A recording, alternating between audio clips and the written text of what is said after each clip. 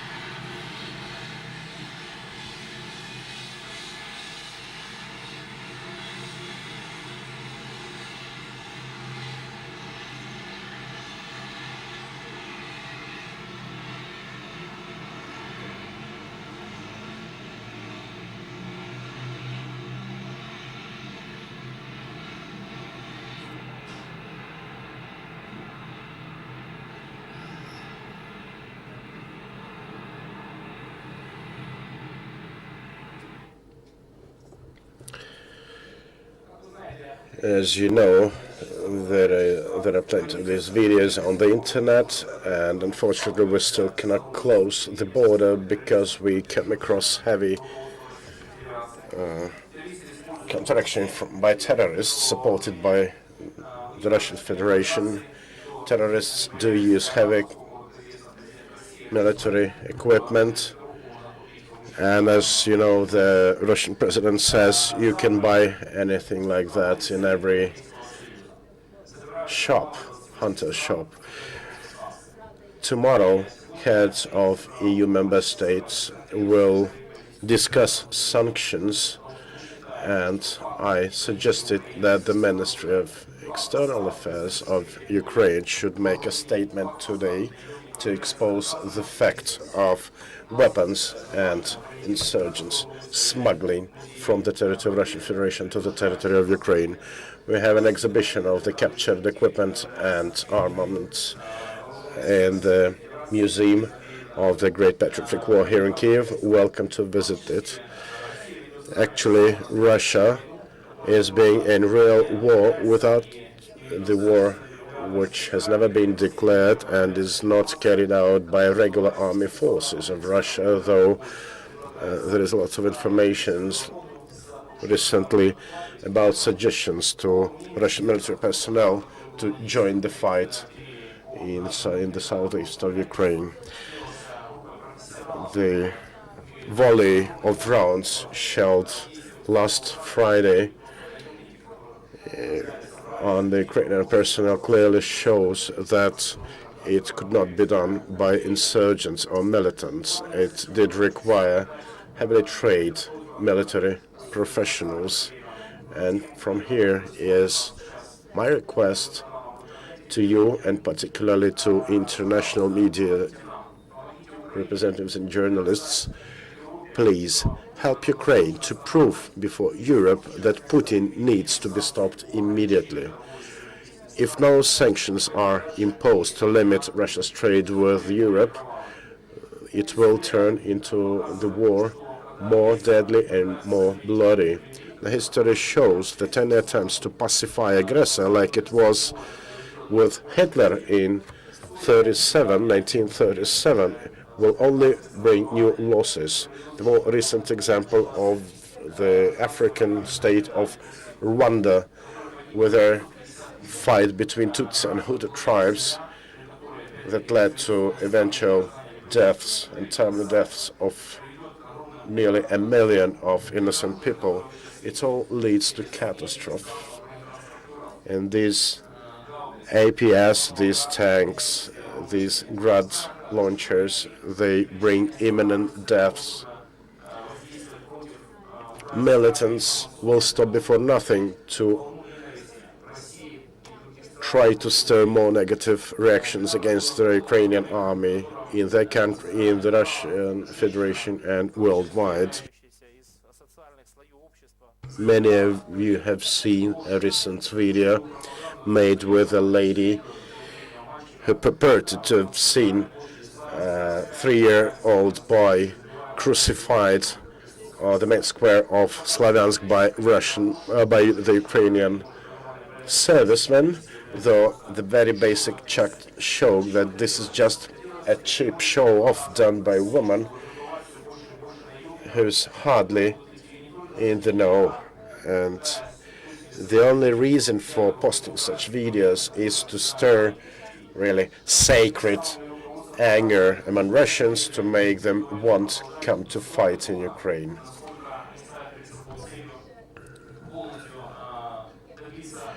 And as Russian forces and pro-Russian forces want to really fight against Ukraine,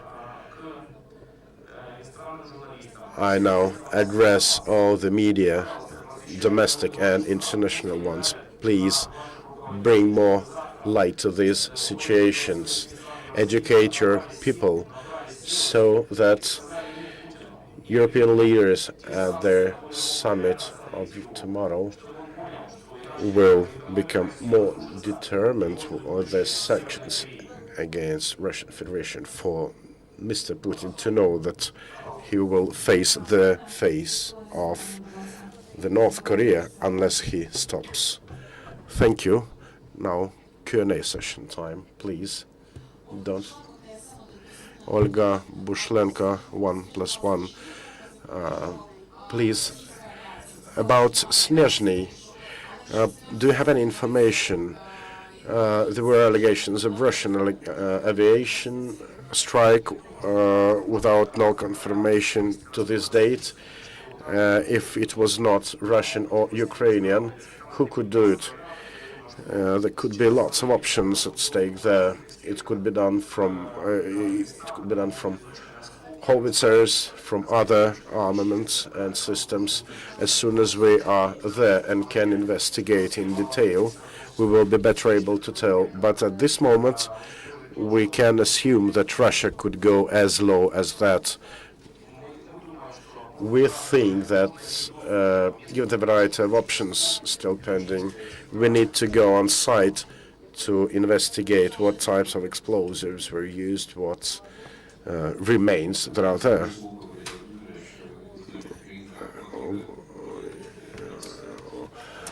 Події тижня, Vladimir Volkov. Please tell us, do you know of the fact that was communicated by Donetsk mayor? It is about the mining of Kalinin's mine and the central portion of Donetsk. Also, there have been information aired by different channels to state that terrorists in Donetsk try to break through the siege and try to move towards Luhansk. Do you have any last-minute information about the portion of military equipment they received from the Russian Federation has been already damaged by the ATO forces, and some of this equipment and armaments is being left around the borders? Thank you. As regards terrorist actions, they are intensively doing the mine war recently. A bunch of drunk terrorists destroyed the bridge nearby Zuyevka settlement. Recently, they heard the sound of tractor and, thinking it was a tank, decided to destroy the bridge, thus disrupting heavily economic activities in the region. It may not be excluded that they will try to mine overpasses, more bridges, railroads, to undermine the situation further. Every time they blast, say, a railroad, they disrupt connection between mining sites, enterprises, and I think that the only task is to really make people unemployed and create more instability in the region, and this is clearly the only idea behind this Putin's intention. Because of that, we may not rule out any options as regards possibilities of terrorists mining various areas and regions, but also we have many trained and skilled defusing, demining specialists, and as soon as we are through with Slavyansk and other cities, we will defuse Donetsk territory as well. Dmitro Khveluk Hunyan, you've addressed the international journalists recently, asking them to push on their governments as regards third-level sanctions. But there have been already exhibitions of captured Russian equipment, and it was done to expose the situation before international dignitaries. Do we need more to expose the situation? You know that Russia and Putin spend lots of money to lobby their position between foreign diplomats. We know that during the time of Crimea aggression, they held really a congress of pro-fascist parties from all over Europe. And Putin and Gazprom and other corporations do their best to influence public opinion in many European countries, making European leaders, putting them in a difficult position as to whether they have to succumb to Putin's pressure, to the pressure of their financial lobby, which will surely be in losses after the breakup of their ties with Russia, or should they rather expose their atrocities? There are countries that are really heavily dependent from Russia, like Germany, though if we take the total turnover of this country, we'll see that it will be just about 3% of it, against relevant 12% in Russia's turnover. So clearly, sanctions against Russia will lead to an increase in the prices of energy carriers across the world. But on the other side, it is the story about hundreds and thousands of lives of the Ukrainians suffering from that Putin's aggression. Well, the UK and France, they are as well as involved, and James Cameron will represent the UK at tomorrow's summit. We've heard a lot about Russia's spending on propaganda, but what does Ukraine do to counter that propaganda? Is Ukraine mobilized? Has it mobilized its information resistance forces? What are the plans and prospects? First of all, I'd like to thank all the patriots, all the media representatives, doing really faithful and to the point coverage of the events unfolding in Ukraine. In order to influence Russia, it shall be necessary to create a very serious material basis to do it. The Ministry of Internal Affairs is not responsible for the national information policy. Unfortunately, we do not have any single body doing this job.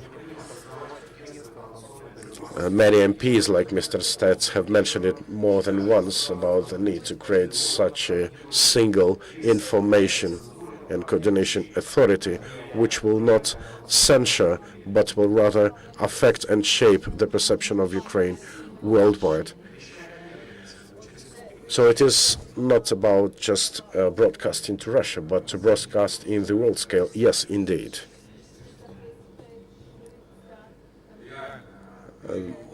Does the ministry currently consider any real negotiations regarding peacekeeping forces introduction from Russia into Ukraine? This is within the scope of authority of the President and the Verkhovna Rada of Ukraine. It goes beyond our authority, but we are quite capable of dealing with terrorists on our own. Події тижня.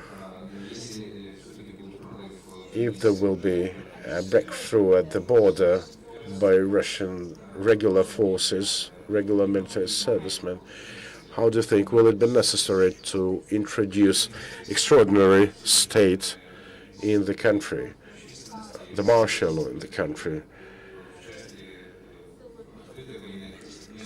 What is the position of Ukraine and the international bodies in the case of open aggression rather than in the status of the hybrid war that we are being told to have now? In my view, we are in an open state of aggression since the time of Crimea. The other thing is how the world perceives it. As regards martial law, it is for the National Security and Defense Council to recommend this to the President, and then the President will have 2 days to decide whether he's ready to introduce it. So these are the questions to be asked to the National Security and Defense Council and the President of the country, and probably the Verkhovna Rada as well. You have heard Mr. Avakov's statements recently, and we know of Maidan inhabitants' reaction to that. But this is not the topic of my press conference today. I repeat that we will have a press conference this week about that. Do you have any other questions? One last question from me. I represent Ukraine, Fakty Podії Tizhnya media outlet. Do you know of any deadlines of anti-terrorist operation in the south and east of Ukraine, whether it will go for weeks or months or days? I think at this situation it is not possible for anyone to give these dates because it depends ultimately on the level of aggression in Mr. Putin, which may depend either on weather forecast or on his roles or calms with Alina Kabaeva or some other considerations.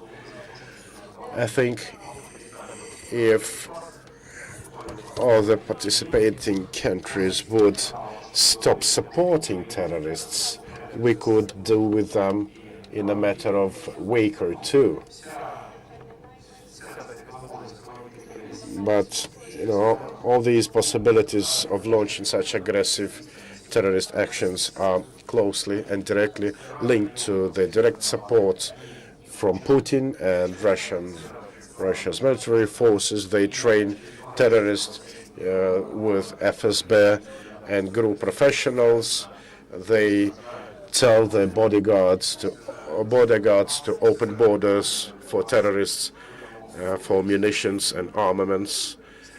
That way, it is entirely dependent on the level of aggression in Putin and on the time at which we will be able to fully restore the military capacity of the Ukrainian army and the Ukrainian security force.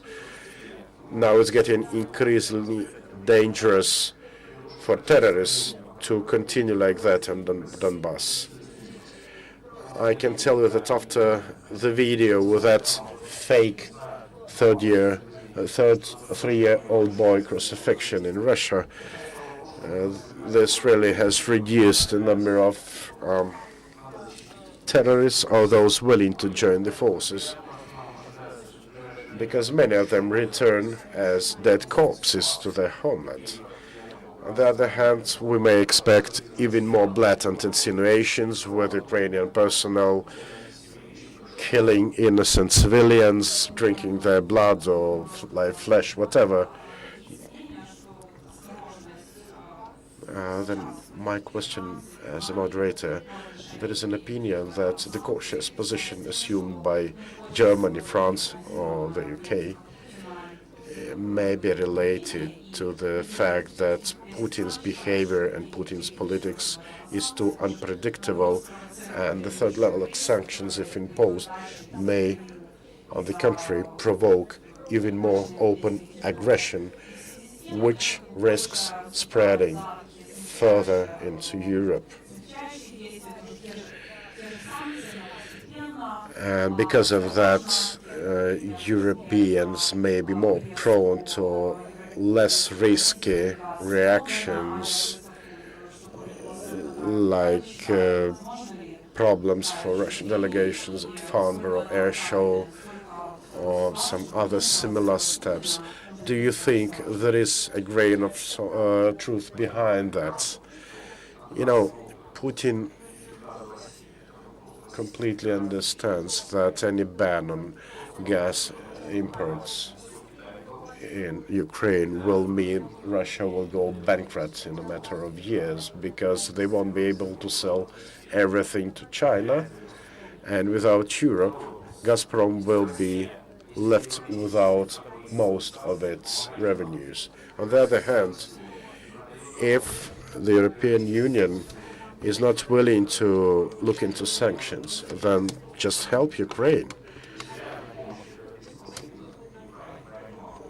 The real help and assistance from the EU to Ukraine is really not that big. They don't sell us weapons, they don't give us billions and billions, and it is really just petty cash what they have given us so far.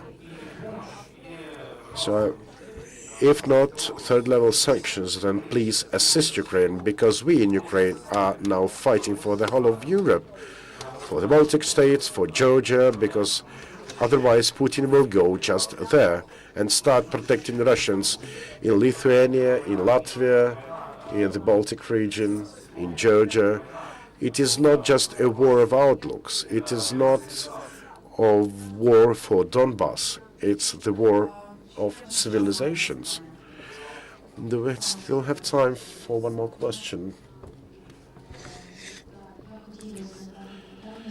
I want to put a question. You mentioned many violations, all these Putin's violations. Does someone tracks these violations in order to later apply to courts and to be prepared for filing such case in court, so that Ukraine be prepared to deal with documented violations perpetrated by Russia? With the Ministry of Interior Affairs, we do track all terrorist acts. If the National Guard captures military armaments and equipment and munitions, we document these, and in a matter of days we are going to show a new exhibition of facts, of actual proof of these weapons being from Russia. The Ministry of Internal Affairs considers the idea of addressing the Hague Tribunal regarding that. There were ideas of addressing the UN Security Council with that, but given the veto rights of Russia, which is the member of this council, there is no chance to move further with a question there.